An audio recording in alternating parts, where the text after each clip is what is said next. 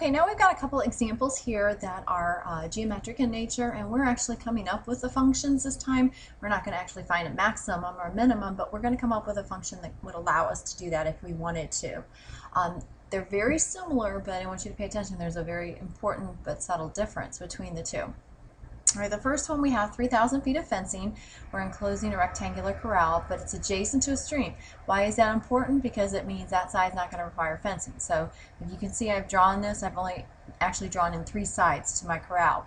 We are to express the area as a function of the width of the corral and then determine the domain of that function. Okay, well, width, it really doesn't matter which side we label.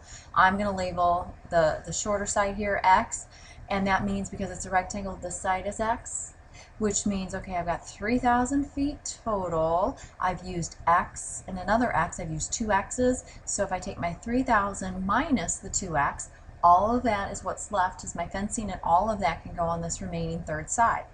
We know that for rectangles, area equals length times width.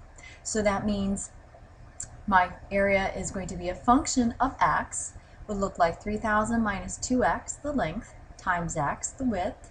We can multiply that out and get 3,000x minus 2x squared.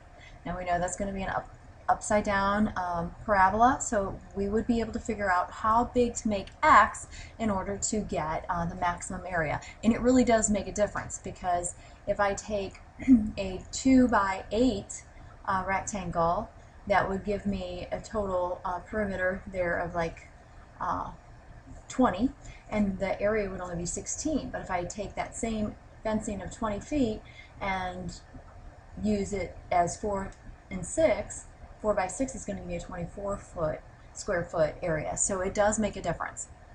All right, now what about the domain? The domain is the axis that makes sense in the problem.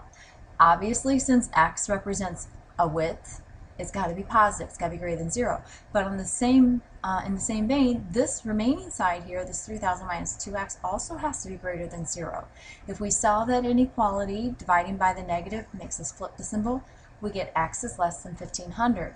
Putting it all together, we realize that 0 is less than x is less than 1,500. So it's got to be within that range.